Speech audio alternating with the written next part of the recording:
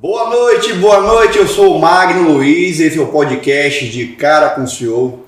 Muito feliz em ter você de novo aqui com a gente em mais um episódio, mas antes da gente começar a lição de casa de sempre, já deixou o like nesse vídeo de hoje? Já se inscreveu no nosso canal? Se você não fez nenhuma dessas duas coisas, para rapidinho aí agora e faz, para você mostrar para mim quão importante é o projeto para você, mostrar que o conteúdo está sendo bacana, que você quer que ele prospere mais, quer que ele perdure mais tempo. E além de você me mostrar, você vai mostrar para o moço lá do YouTube que o conteúdo é de relevância e que deve ser exibido para cada vez mais pessoas, com um público maior. Então não deixe de se inscrever e não deixe de dar o like. Essa é a sua contribuição para o projeto. Então para tudo rapidinho aí agora e faz. Agora sim, eu quero apresentar o meu convidado de hoje, que é um convidado super especial. Hoje eu vou ter que fazer uma super cola aqui do cara, viu, bicho? Hoje eu vou ter que fazer uma super cola no currículo do cara aqui. Minha pesca, que você já está acostumado com minha pesca, hoje vai ser maiorzinha. O cara é especialista em gestão de patrimônio e investimentos. Atua no mercado financeiro desde 2006, com passagem pelo Banco da Ecoval, Itaú Unibanco, pela Neos Previdência, antiga Faelba, não é isso? É o profissional CFP, vou falar em português, CFP para você entender, Certified Financial Planner, desde 2012, certificado pela Planejar, Associação Brasileira de Planejadores Financeiros, instituição da qual ele foi embaixador para o estado da Bahia até o ano de 2022, ano passado, agora bem próximo da gente. O cara também é certificado pelo CGA, certificado de gestor Ambima e consultor de investimentos registrados pela CVM, palestrante, atualmente sócio fundador e diretor de investimentos da BWM Family Office. Caramba, cansei aqui só disso. Só para começar, já deu para você perceber que a nossa conversa vai girar em torno do assunto dinheiro, investimento. E aí, o que você tem feito para proteger o seu patrimônio? O que é que você tem feito para otimizar o resultado daquilo que você poupou uma vida inteira para dar para sua família uma vida mais digna e para fugir, por exemplo, de imprevistos financeiros grandes no futuro? Hoje você vai ter a resposta para essas perguntas, acho que muitas outras que serão respondidas aqui. Então, chega para cá, Thiago Laura, estou super ansioso pela sua companhia aqui, pelo nosso bate-papo. Você, a partir de agora, está de cara com o senhor. É um grande prazer estar aqui. Eu acredito que esse tema é um tema bem relevante, que a gente tem muito aí para trazer para os espectadores. E, mais uma vez, vou reforçar o seu recado, assinem o canal, assistam todo o conteúdo, porque o conteúdo é de muita qualidade. É isso aí, vamos prestigiar quem já passou por aqui antes do Tiagão. Exatamente. Muita gente boa passou por aqui, eu acho que esse tema de hoje é super importante, eu estou muito curioso. Sim. Você é um cara que teve passagem por diversas instituições financeiras, grandes instituições financeiras, né, consagradas, provavelmente vem de uma carreira estável nesse sistema financeiro. E eu queria saber o que fez você virar página, esse estalo que deu na sua cabeça para você realizar essa transição de carreira e sair de uma pseudo carreira estável, se é que existe uma carreira estável, para ser um empreendedor. Na verdade, essa história, na verdade, pode dizer que o time jogava contra. Né? Meu pai, ele é concursado, desde que se entende por gente, ele se formou e logo depois que ele se formou, ele fez o concurso, passou. Minha mãe sempre cuidou da casa, dos filhos, até porque meu pai sempre trabalhava numa cidade perto daqui, então tinha toda uma logística para poder fazer acontecer a família. E aí, obviamente, o sonho de toda mãe e todo pai é a estabilidade dos filhos. Então eu nasci e cresci num ambiente que pregava 100% a estabilidade e que é algo, vamos dizer assim, oposto ao que a gente tem dentro desse mundo do empreendedorismo, né? Então eu entrei na faculdade, fiz administração. Curiosamente, eu tinha muita facilidade, tanto na faculdade quanto depois da faculdade, tanto com pessoas quanto com a parte de finanças. E na faculdade eu sempre trabalhei com a parte de pessoas. Eu não tive contato com a parte de finanças, mercado financeiro durante a faculdade. E aí eu me formei e aí veio aquela pressão familiar para que fizesse um concurso, buscasse a estabilidade. Cheguei, tentei, inclusive, a realizar esse sonho de família e graças a Deus não deu certo. E aí, depois que eu me formei, eu ingressei no mercado financeiro e ainda assim não tinha uma ideia de empreender, não tinha uma ideia de montar uma empresa. Então eu fui tendo experiências diferentes no mercado financeiro, seja na parte de crédito para empresas, na parte de investimentos, na parte de gestão de patrimônio previdenciário. E em algum momento eu tive um estalo de que aquilo que eu tinha aprendido durante a minha carreira eu poderia ajudar pessoas diretamente. E o que aconteceu? Eu me vi numa situação no qual, de 8 às 18, eu estava no mundo corporativo e eu comecei a atender clientes nessa parte à noite e finais de semana, e chegou um momento que eu não tinha mais agenda. E obviamente eu tive que tomar uma decisão de transição de carreira, ou seja, sair da estabilidade para buscar aquilo que não era idealizado no começo, mas que acabou se tornando um projeto de vida, um projeto de carreira, que seria empreender e de alguma forma transformar o mercado. Porque a minha percepção quando eu comecei a atender aqueles primeiros clientes é que o nosso mercado aqui na Bahia, Brasil naquela época, a gente poderia dizer, quando a gente fala de planejamento patrimonial e financeiro, era algo muito restrito, e aqui na Bahia ninguém falava disso, né? Eu falei, bom, tem uma oportunidade aí, eu vou abraçar essa oportunidade. Tive apoio da família e aí fiz a transição de carreira. Quando eu saí, eu estava na época na Faelba, que hoje é Nels, quando eu saí de lá, eu saí para ganhar menos com todos os riscos de estar empreendendo. Mas em menos de um ano eu já estava superando em termos de receita aquilo que eu tinha no mundo corporativo. E com mais liberdade. E com muito mais liberdade e responsabilidade também, né? E aí eu acho que é importante a gente falar, porque o podcast ele tem uma característica da gente muito voltada para o empreendedorismo, né? A gente fala direto com quem quer empreender. Mas eu tenho algo dentro de mim que sempre me cutuca e é importante eu deixar claro aqui que quando a gente fala aqui da estabilidade, ou da inexistência da estabilidade, ou das amarras que a estabilidade traz de vida, ou certas limitações nos ganhos, limitações de horário, porque isso é normal em qualquer emprego direto que você tenha. A gente não está julgando quem escolhe este caminho de maneira alguma. Eu acho que nem todo mundo é picado pelo mosquitinho do empreendedorismo, isso é o ponto 1. E às vezes até muita gente que é picado não está tão preparado para isso e acaba se decepcionando nos primeiros momentos, nos primeiros obstáculos. Então é importante para quem quer empreender, para ter essa liberdade que a gente tanto fala aqui, superar ganhos, que é o que todo mundo quer, sabendo que vai correr riscos, é importante fazer essa ressalva. É importante todo mundo que tem uma grande ideia, quer tirar a ideia do papel e se tornar um empreendedor como o Thiago, que esse cara se capacite para isso, né? O Thiago teve a sua escola, né? Teve a sua escola nas instituições financeiras por onde ele passou. E aí, quando você deu o estalo para empreender, você já estava gabaritado, capacitado, testado, né? Faltava apenas colocar em prática aquilo que você ainda não havia colocado, que era o fato apenas de correr o risco. Exatamente. Eu acho que esse é um caminho que é importante que a gente diga, não estamos julgando aqueles que querem seguir caminhos estáveis, não. Tá? Se você acredita em estabilidade, eu não acredito, mas se você acredita em estabilidade, até porque nessa área, quando a gente fala de mercado financeiro, as pessoas inclusive têm muitas vezes uma preferência por fazer uma carreira numa grande instituição, que de alguma forma, se você for um cara muito bom, você consegue crescer, e vamos lá, no final do dia você consegue fazer dinheiro, consegue.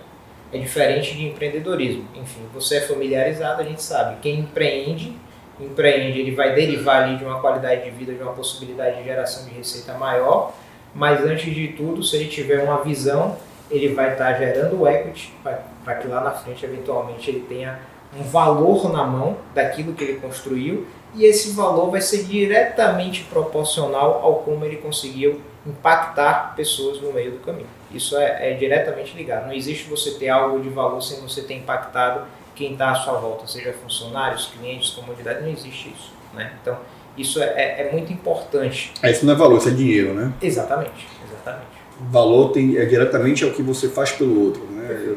A recompensa que a gente tem pelo que a gente faz pelo outro, você está certíssimo, já concordo com você.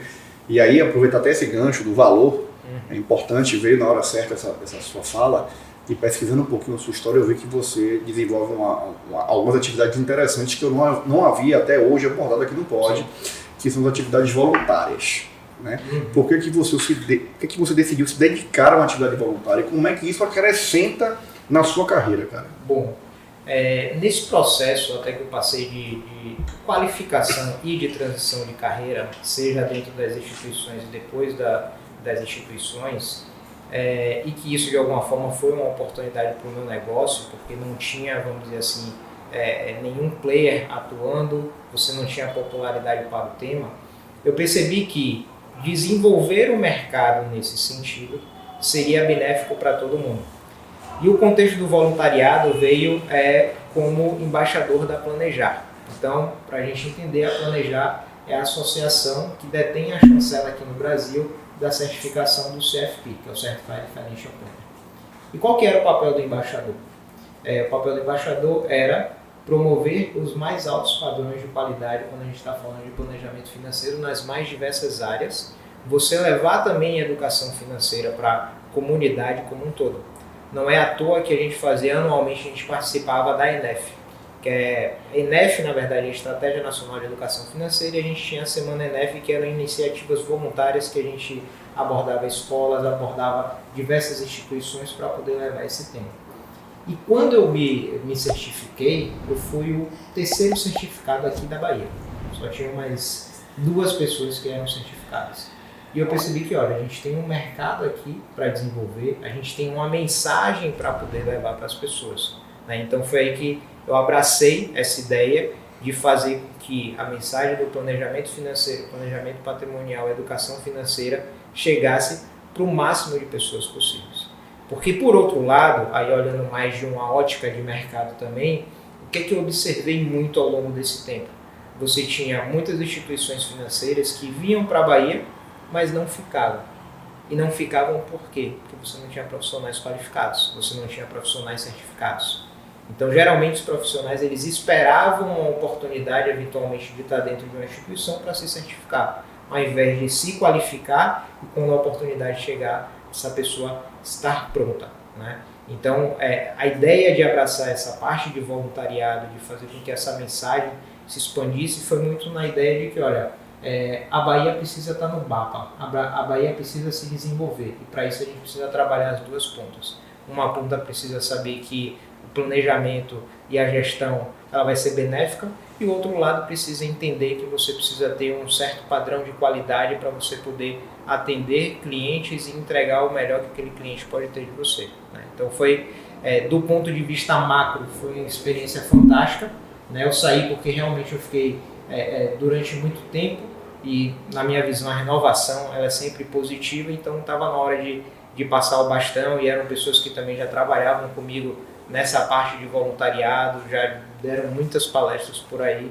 Então é uma experiência que eu recomendo para todo mundo, de qualquer, vamos dizer assim, viés que ele consiga encontrar dentro daquela carreira, porque pode ter certeza, dentro do voluntariado você vai impactar muitas pessoas, e não tenha dúvida que você vai ter o maior aprendizado possível, tanto para a sua carreira, para o seu negócio, quanto para a sua vida. Impacta na pessoa, Thiago? Impactou na pessoa, Thiago? 100%. 100%. No sentido de, como pessoa, de você engrandecer, de você conhecer diversos mundos diferentes daquele que você está acostumado. Isso te dá uma visão de mundo muito maior, você sai da caixinha. A oportunidade de você ter contato com pessoas profissionais fantásticos, que são amizades que você leva para a vida, que são relações profissionais que você leva para a vida. Então hoje, basicamente, se você chegar aqui e entrar em qualquer instituição, muito provavelmente, se essa pessoa for um profissional certificado, ela vai saber quem sou eu. Não é pelo ego, mas é pela questão de você ter um impacto dentro daquela pessoa, naquela carreira, aquela pessoa que foi impactada, vamos dizer, pela ideia de que ela poderia se certificar para ter uma carreira melhor, com certeza ela está melhor para a família dela, ela está melhor para a instituição que ela está melhor para as pessoas que ela atende. Então é um efeito cascata que você cria, e muitas vezes a gente não consegue tangibilizar isso no primeiro momento.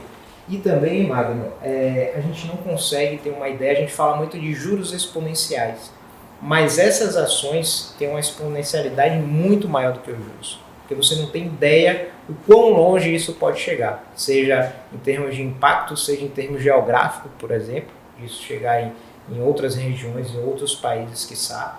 Então, sempre que tem a oportunidade, o voluntariado impacta muito, tanto pessoalmente, carreira e também para a comunidade. A língua salva e a língua mata, então usa a sua língua para salvar, que é melhor, né? Então, quanto mais o bem você faz, levando a educação, no seu caso, a educação financeira, mais vidas você impacta durante o caminho que você segue.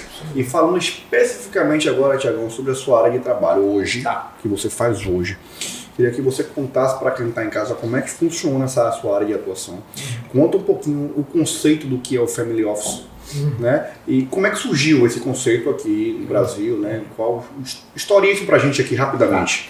A gente pode dizer que esse conceito ele nasceu ali na década de 60, 70, ali nos Estados Unidos e também um pouco na Europa. A gente tinha ali as famílias que economicamente evoluíram muito e formaram grandes fortunas, né?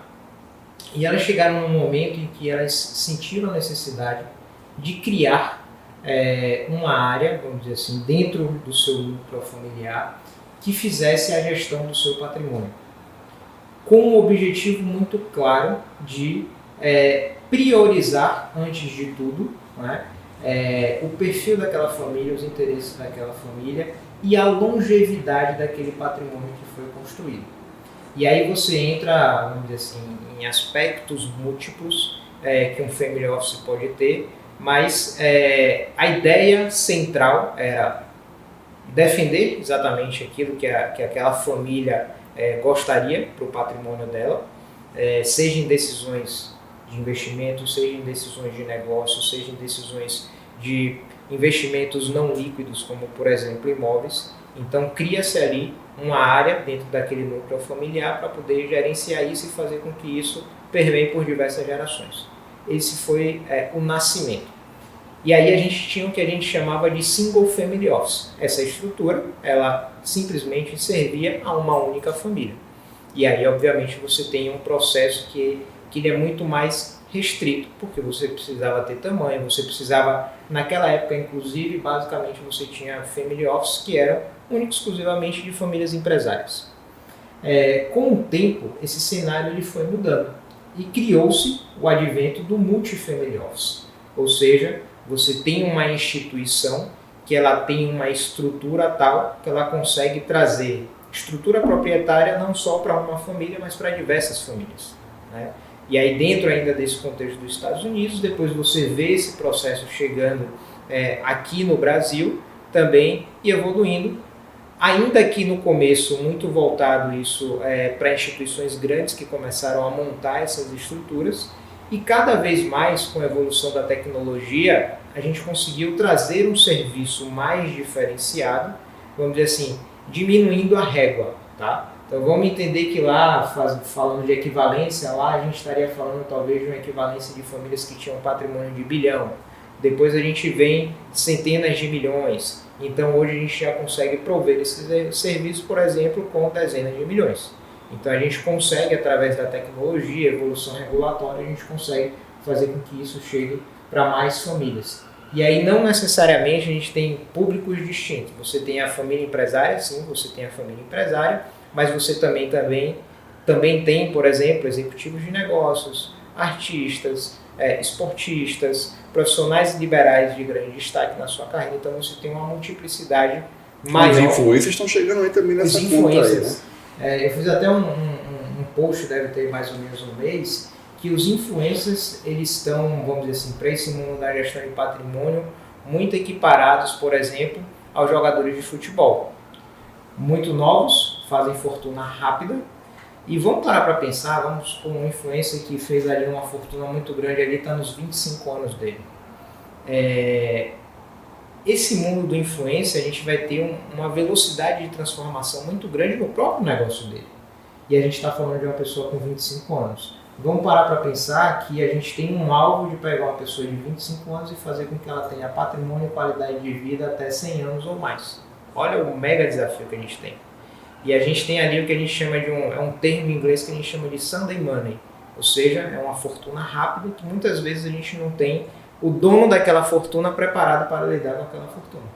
Então a gente equipara muito a questão do jogador de futebol. Ele tem uma carreira curta, muitas vezes faz muito dinheiro, mas ele tem o resto da vida para viver, e a gente tem exemplos no mundo, por exemplo, do futebol, de atletas que deram muito certo e atletas que simplesmente queimaram muito dinheiro e estão aí hoje vivendo de favor. Hoje o tipo de cliente então que é atendido pelo Family Office, quais são? Bom, a gente tem, eu costumo falar que a gente tem sempre dois pilares, né? A gente tem um pilar que é um pilar quantitativo.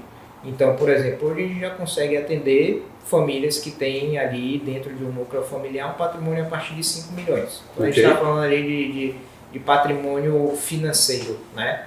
Mas existe uma outra questão que é a parte qualitativa, né? Nessa parte qualitativa, a gente sempre faz uma avaliação de se o nosso trabalho, aquilo que a gente faz, realmente vai ser produtivo para aquela família, para aquele núcleo familiar. Essa parte é a mais importante porque a gente não está vendendo um produto para o cliente que ele vai entrar lá, vai comprar, no outro dia ele vai sair e volta para comprar. A gente está falando de uma relação que tende a durar anos, quiçá gerações. Então essa parte de a nossa cultura é alinhada com a cultura dessa família, o que é que essa família está buscando, qual que é a maturidade patrimonial dessa família. Porque hoje, querendo ou não, ela pode ter um patrimônio de 5 milhões, amanhã ela pode ter metade disso, amanhã ela pode resolver simplesmente falar, olha, não, eu vou comprar minha casa de praia aqui, vamos dizer assim, a imaginação pode chegar a valores que pode ser a fortuna inteira, pode ser metade. Perfeito. E aí o nosso trabalho não vai ser um trabalho longevo. Então, quando um possível cliente vai com a gente pondera muito, né?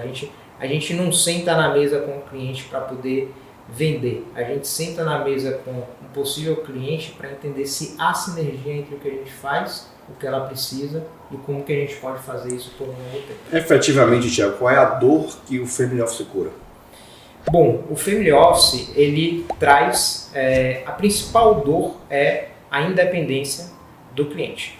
Hoje o cliente, a maioria dos clientes que a gente tem que começam a trabalhar com a gente, eles são famílias e pessoas individualmente também que se veem dentro de um processo, principalmente na parte de investimentos, que eles sentem que estão, vamos dizer assim, que eles não estão tendo o melhor serviço possível. Que aquilo que eles estão construindo com muito trabalho, com muito esforço, não está sendo bem gerido.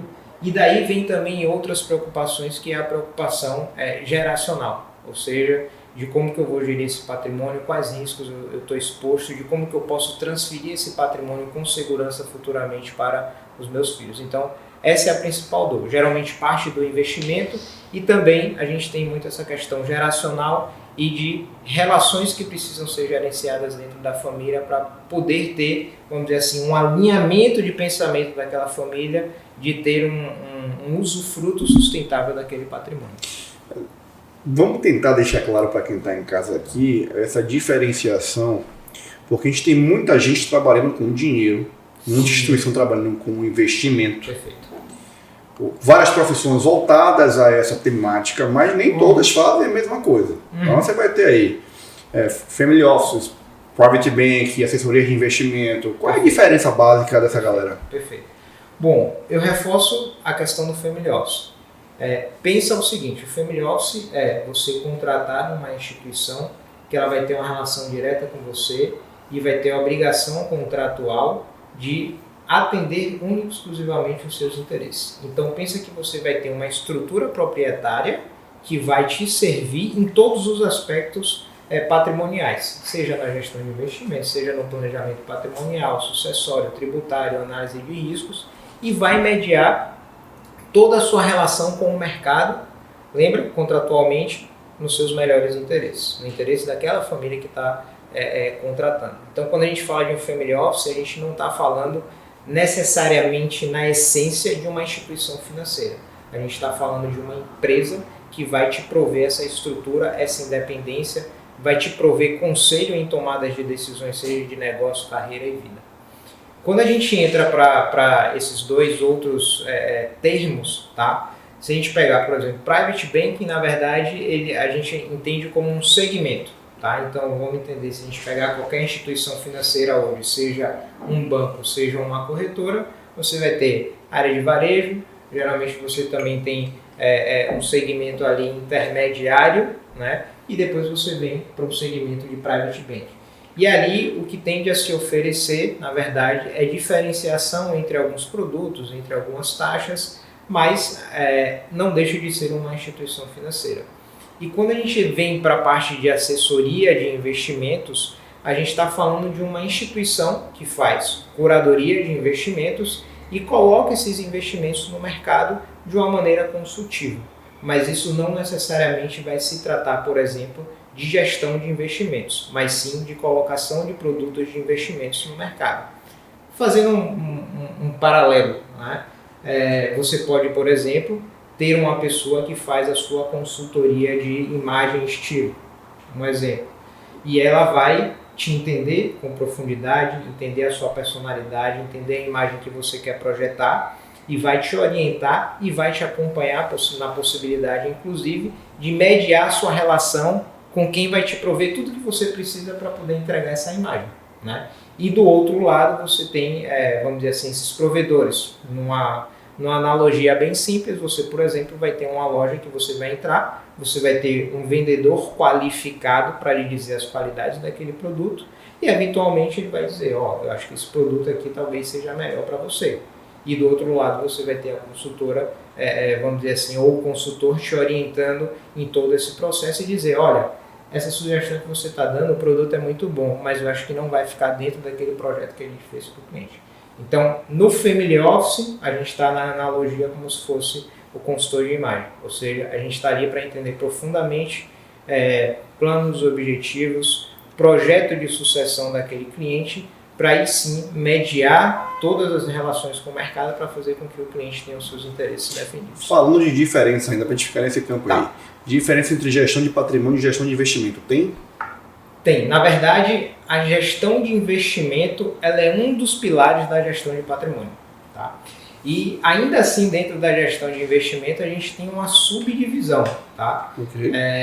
Investimentos a gente pode entender como investimentos líquidos, aquele que a gente vai no mercado financeiro, dinheiro em si, e você tem investimentos ilíquidos, por exemplo, que a gente chama também de investimentos alternativos. Você tem imóveis, você tem agronegócio, você tem diversos outros pilares. A gestão de investimento, vamos imaginar o seguinte, que você precisa levar o seu patrimônio de hoje até 2050, ou de hoje até 2060. A gestão de investimento vai fazer com que aquilo que você construiu chegue até lá de maneira saudável, valorizada. A gente já a aulinha, né? A gente tem que valorizar a inflação, mas tem que ter o ganho real também, vai fazer com que isso tenha valor lá na frente. Tá?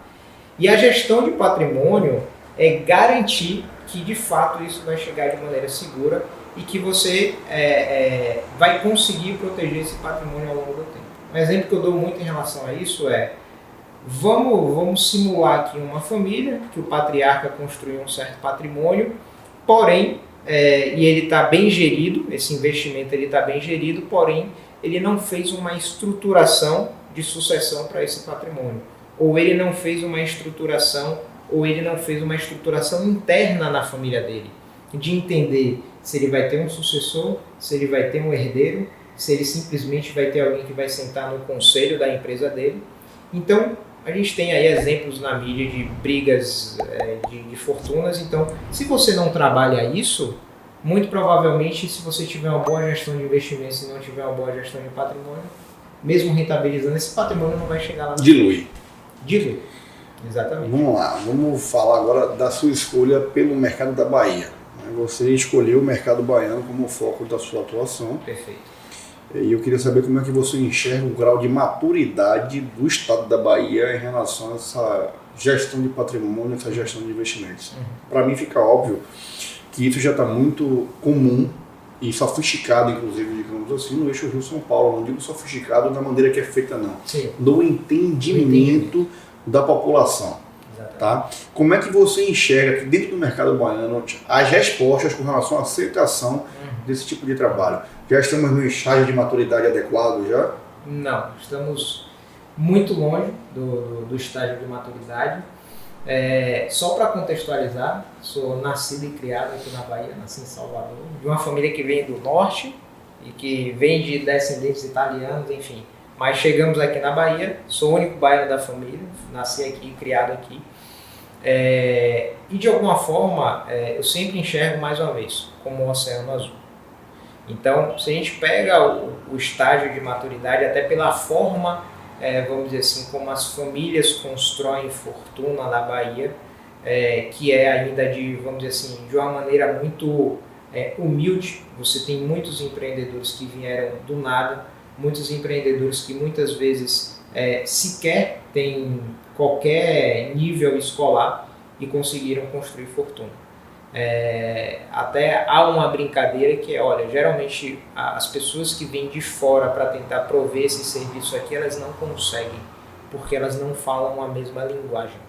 Então, ao mesmo tempo, a gente tem um oceano azul, mas a gente tem um processo de educação que você precisa traduzir isso para aquelas pessoas que necessitam desse serviço, para eles entenderem que eles podem estar muito melhor do que eles estão, que somente construir fortuna não é necessário para que isso tenha longevidade, para que isso provenha o usufruto e qualidade de vida para a família, né? Então, esse é um grande desafio. E por outro lado, você tem uma pequena parcela, vamos lá, talvez 5%, que aí esse foi o outro gatilho para poder fazer a empresa acontecer aqui, que você tem esses 5% que levam essa gestão para fora. Quando eu falo para fora, eixo Rio São Paulo. Né? Então, falei, bom, existe uma oportunidade aqui, tem um maluco aqui, que está a fim de encarar, de trazer isso para o mercado de fato, então por que não acontecer? E daí vem, vamos dizer assim, todo um processo de fato de construção. Isso vai permear a maneira como você vai começar, as estratégias de marketing, etc. Mas podemos dizer que para esse ramo de negócio a Bahia ainda é muito, está num nível muito inicial. Vamos voltar para a área do empreendedorismo? Bom. Vamos lá? Acho que um dos grandes desafios de quem está em casa, empreendendo, começando agora, o cara que já começou, está com uma dorzinha de barriga lá no negócio dele ainda, é encontrar uma forma de se diferenciar do concorrente. Fazer o diferente, né? Um jeito de mostrar diferenciais sobre o seu produto, sobre o seu serviço, agregar valor, fidelizar cliente, né? Encantar o cliente, aumentar a linha de tempo do seu cliente dentro do seu negócio. Tudo isso é importante através da diferenciação. Né? Como é que você faz? O que é que você fez? Como é que você faz para superar esse desafio? Ainda que no Oceano Azul, usa as suas palavras, no mercado com poucos concorrentes, né? Fazendo o Family Office aqui na Bahia, né? Como você faz para estar diferenciado dentro do público? Tá? Essa é uma premissa inicial. Bom, qualquer empreendedor ele tem que ter isso, vale para qualquer área. Ele tem que ter ideia de que tudo vai ser sobre pessoas, independente da área que você trabalha. E acho que para mim esse foi um estalo, porque como eu falei, durante a faculdade eu sempre trabalhei com pessoas, né? Recrutamento, seleção, treinamento. E naquele momento eu passei por esse estágio de vida sem ter dimensão de qual seria a contribuição disso para minha carreira, para o fato de eu estar empreendendo posteriormente. Então, o diferencial, e aí no meu caso eu falo, olha, eu não faço no final do dia gestão de investimento, gestão de patrimônio, eu faço gestão de pessoas. Então, geralmente, até quando o cliente chega, ele chega ansioso. Não, como é que a gente vai ver a rentabilidade que você vai avaliar? Eu falo, a gente vai fazer isso daqui um pouco mais à frente. Porque se eu não te conhecer mais do que qualquer pessoa no seu círculo de amigos, eu vou fazer uma estratégia errada de investimentos com você. Então, quando eu falo, olha, número é importante, mas antes do número tem uma família, tem uma pessoa ali na frente. Então, esse entendimento profundo, e aí meio que você, não é que você joga contra a maré, mas você tira um pouco da pessoa ali aquela necessidade de acelerar, de querer tudo não, de querer tudo pronto. Eu falo, olha, se você quiser tudo pronto, rápido, empacotado, se você quiser vir aqui e dizer que você tem X de dinheiro e quer voltar amanhã para dizer como que vai estar alocado esse dinheiro, eu não sou o cara para poder fazer isso. Porque se eu me propor a fazer isso, muito provavelmente eu vou fazer algo que é completamente descontextualizado da sua vida. Então a gente tem um grau de maturidade que a gente constrói com o cliente para que a gente possa de fato chegar ali, vamos dizer assim, falar em números, né? E aí, o ponto, eu sempre falo internamente no mercado e as pessoas concordam comigo que, olha, no final do dia, se a gente estiver falando de investimentos em algum momento ele já e vai ser cada vez mais commodity. A diferenciação vai estar em o quanto você entende da pessoa que está na sua frente. E aí, como é que eu meço, na minha maneira, quando o cliente está realmente valorizando o trabalho? Não é quando ele eventualmente dá um parabéns pela rentabilidade XYZ. É quando ele liga para mim e fala: Thiago, eu estou precisando de você, você precisa aqui me dar um conselho e só você entende de todas as áreas da minha vida. Que muitas vezes ele fala, muitas vezes eu tenho boas pessoas me assessorando, mas ninguém tem a visão global.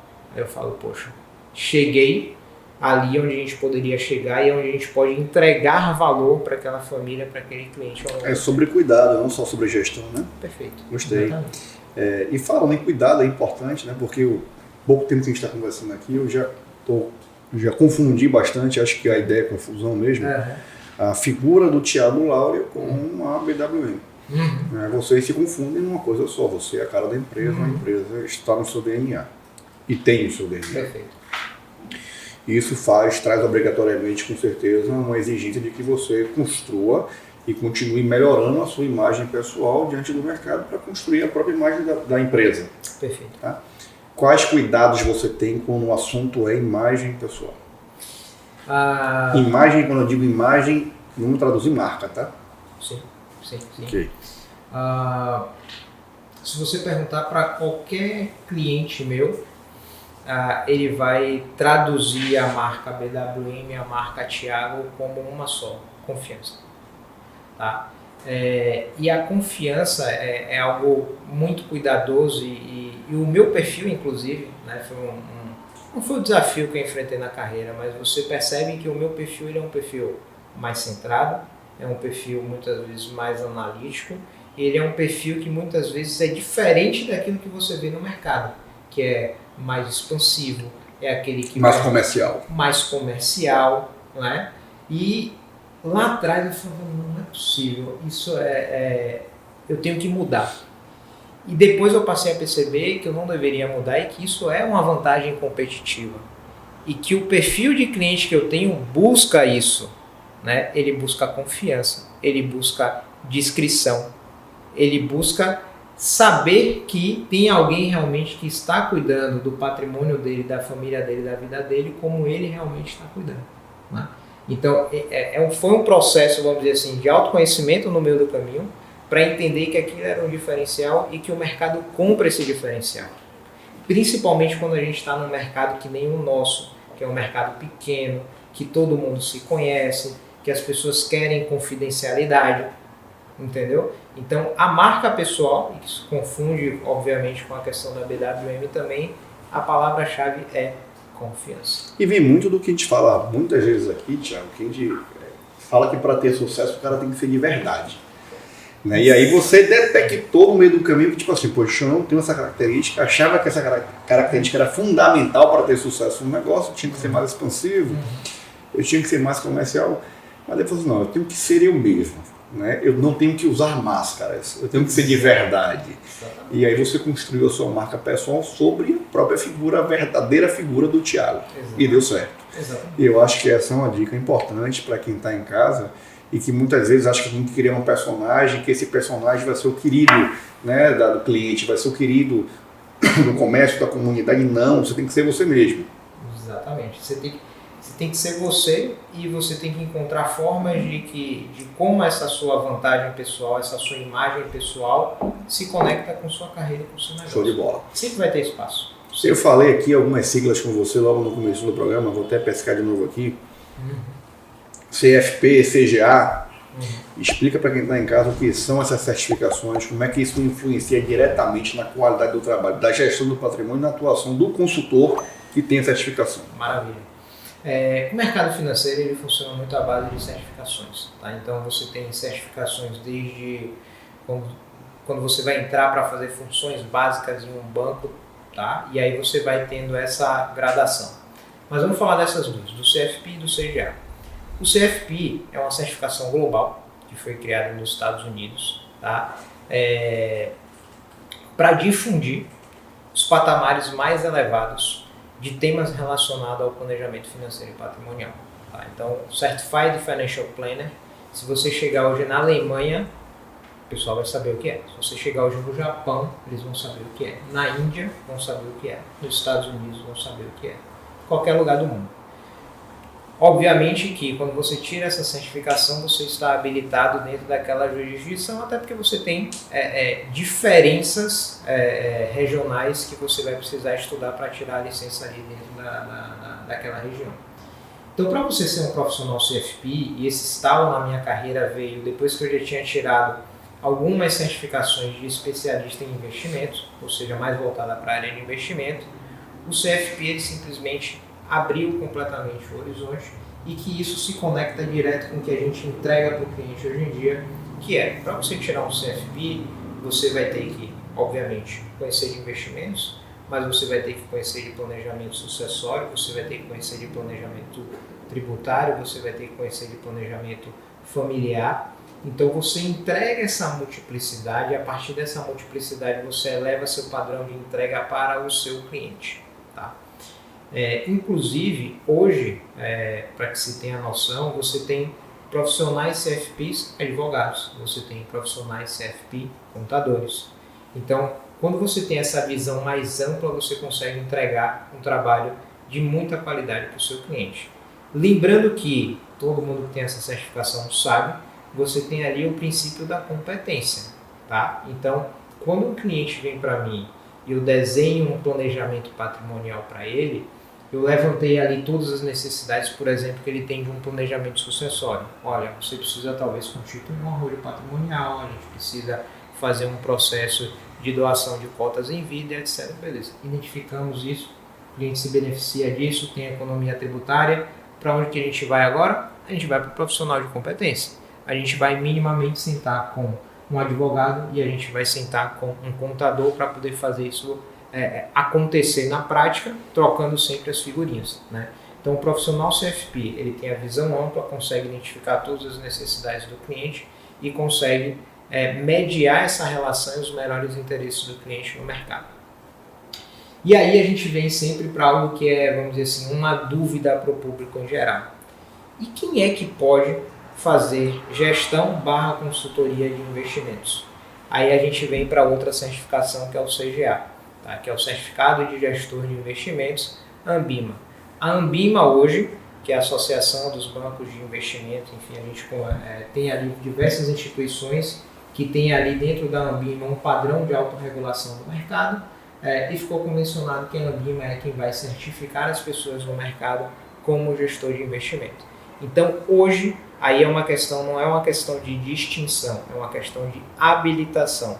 Para você ser habilitado como gestor de recursos de terceiros, você precisa ter a certificação, que é o CGA.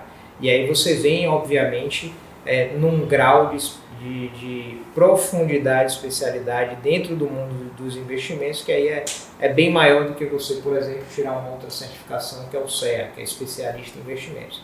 Quando você tira essas certificações mais básicas, você vai ter ali condições de interpretar como é que funciona um produto, serviço e conseguir colocar ele no mercado. Mas quando a gente fala de gestão, é um mundo completamente diferente e aí você precisa ter essa certificação para você se habilitar para poder fazer a gestão de recursos de pessoas. Bom, se a gente entender que o seu público prioritariamente é um público que tem aí uma geração de valor considerável, com patrimônio considerável, isso implicaria diretamente, então, no sentido de que ele já tenha, por si só, uma educação financeira também já mais elevada? Não. Boa, não.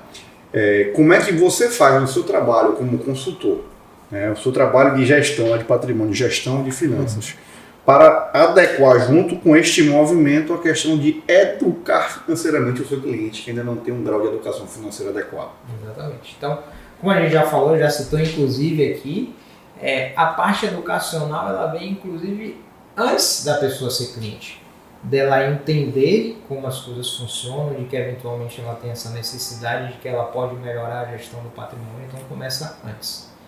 E, obviamente, todo o trabalho ele vai ser permeado por educação, seja de maneira formal, seja na relação do dia a dia. E aí o exemplo maior, e é algo que eu costumo colocar sempre para todo mundo, que olha, não adianta eu vir aqui para você, por exemplo, Magno, e desenhar uma alocação dos seus investimentos, que é uma alocação ultra mega boa, se isso não te for familiar.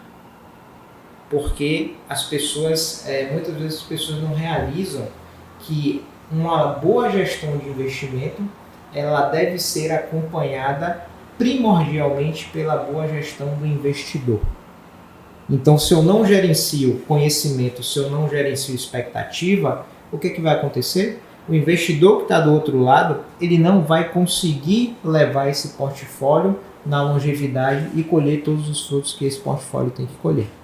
Então, a educação, ela está na base da gestão de investimento e ela está também, vamos dizer assim, permeada em todas essas outras áreas. Seja você trazendo uma parte mais técnica, seja você trazendo também, por exemplo, para o cliente, maneiras que ele pode encontrar de mediar as relações familiares quando o tema é patrimônio, sucessão, prover ou não prover, herdar ou não herdar, vou gastar em vida, vou pegar a parte disponível que eu posso ir doar para caridade. Então, essa educação, e aí você faz também no final do dia a pessoa evoluir como ser humano também, né? Então, a educação ela sempre vai permear o trabalho. Porque, antes de tudo, você vai, no tema investimentos, gestão emocional sempre. Sempre, sempre, sempre. E em todos os outros temas correlatos também. Olha que bacana, vamos lá. Nós falamos agora há pouco aqui no meio da nossa conversa sobre um dos desafios que o empreendedor tem, que é se diferenciar no mercado de trabalho, né? Criar diferenciais. Falamos agora há pouco de um outro desafio, que é a construção de uma marca pessoal forte, não é? E aí eu quero propor aqui a gente construir uma leitura sobre um outro desafio para o empreendedor, que eu considero muito importante, que é ele se manter atualizado. Falamos de educação, nada melhor do que falar de atualização agora, logo na seguida, porque o empreendedor ele tem lá a capacidade de melhorar sua régua financeira, tá? Agora ele aumenta bastante o seu risco no negócio, isso é uma realidade, ele perde aquela estabilidade que nós dissemos um pouco no começo, se é que ela existe, vou deixar sempre esse friso no final para falar essa palavra na minha vida.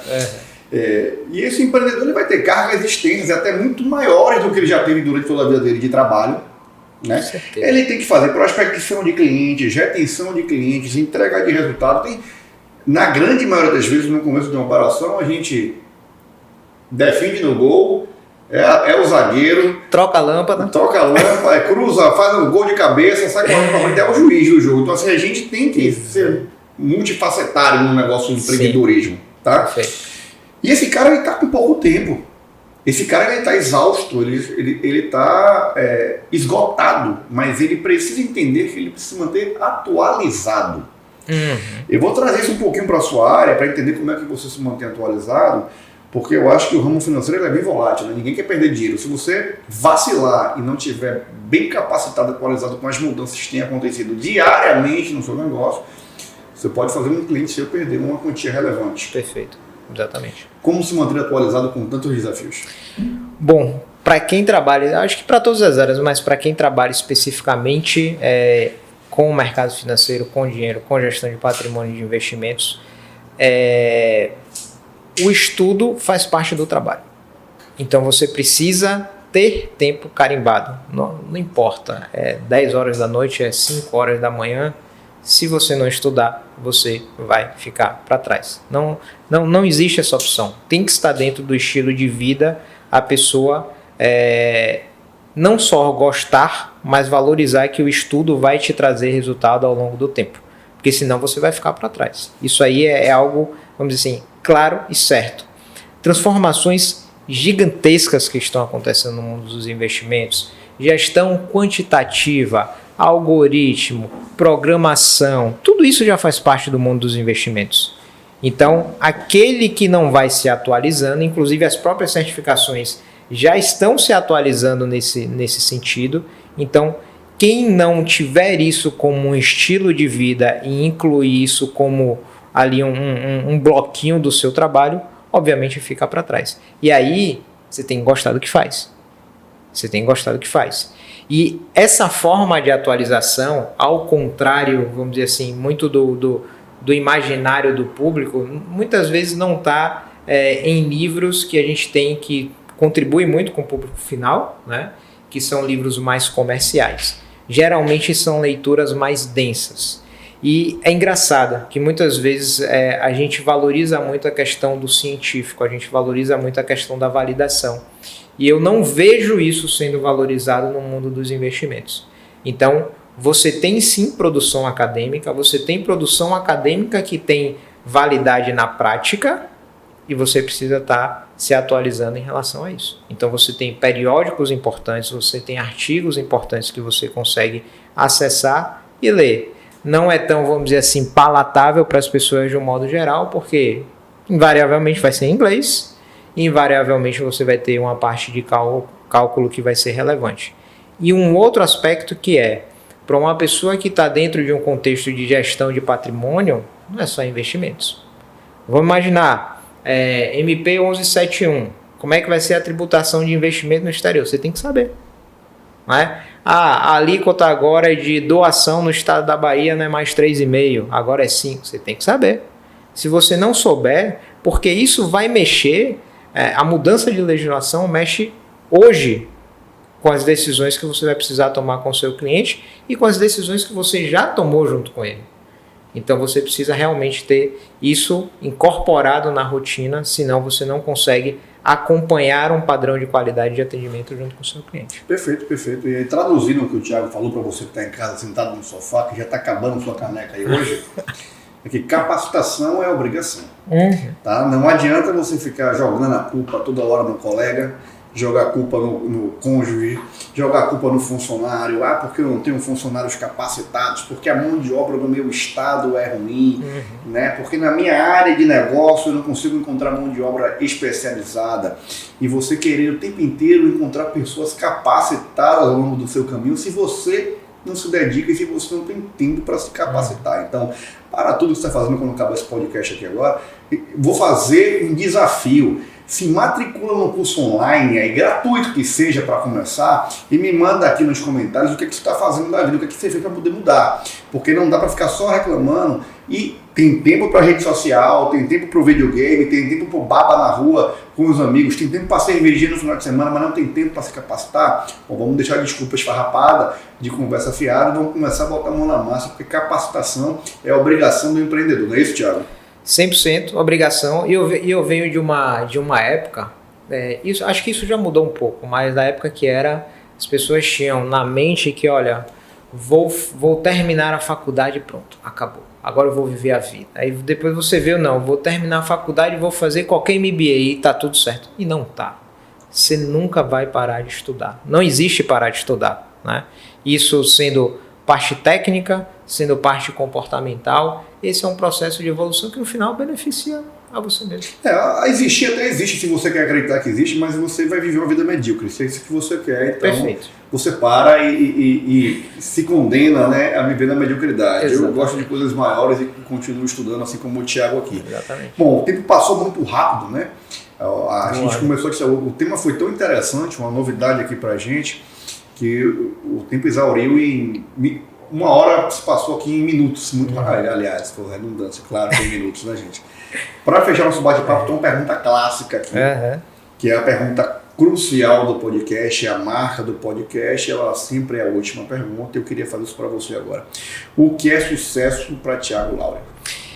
Eu divido sucesso em 2 aspectos, né, que na minha visão, o sucesso ele vem acompanhado de uma obrigação, mas o primeiro estágio do sucesso é você descobrir qual é o seu talento, qual é a sua habilidade única. E quando eu falo habilidade única, eu não estou falando de algo miraculoso, estou falando de algo que você tem facilidade, que você tem familiaridade e que se a gente fizer uma conexão amigo, o recado é esse, você veio preparado para isso e você tem a obrigação de lapidar isso e fazer com que isso ajude outras pessoas na sua caminhada. Então hoje, a pessoa que ela descobre qual é o seu talento, qual é a sua habilidade única, que vem acompanhada dessa obrigação de desenvolvê-la, ela já tem 50% do sucesso. Os outros 50% do sucesso vai ser pegar essa habilidade, ajudar outras pessoas e ter a capacidade de movimentar a economia. E movimentar a economia passa também por você fazer dinheiro pessoalmente. E aí, dentro de um outro âmbito, o sucesso, invariavelmente, ele também vai vir em você prover segurança e conforto para sua família. Essa é a minha definição de sucesso. Que bacana. Eu queria chamar aqui nossa produção para entregar para o Thiago aqui um mimo, marcando aqui a presença dele de maneira afetiva no nosso podcast. Muito obrigado. Pode ficar à vontade aí, Thiagão, para conferir. Essa caneca aqui tem valor, não tem, não? Essa caneca tem valor agregado. Eu espero que tenha, hein? Caramba, tem. Com certeza. O conteúdo da caneca, todo mundo sempre quis saber o que tinha na caneca do Jô Soares. Muito bacana, muito bacana. E a camisa aqui, pô, sensacional. Muito obrigado, viu, Magno? Muito bom. Cara, a gente que tem muito para agradecer para você por você ter vindo aqui, pela sua participação. Parabéns pela sua assertividade. Obrigado. Pelo excelente trabalho que você está desenvolvendo por aí. Eu acho que é um tema de extrema relevância e importância, até porque ele é pouco difundido e pouco falado. Perfeito. Então, quantas vezes tivermos oportunidades aqui de falar de educação financeira, falaremos, porque o nosso público ele é carente em si. E eu digo nosso público de maneira geral, né? Sim. Do pequeno ao grande empreendedor do Brasil, o pouco conhecimento que se tem nesse mar gigantesco que é o mar de educação, da educação financeira, a gente tem aqui a obrigação de cada vez mais falar, de cada vez mais mostrar e de trazer pessoas como você aqui. Eu espero que isso tenha gerado valor para quem está em casa.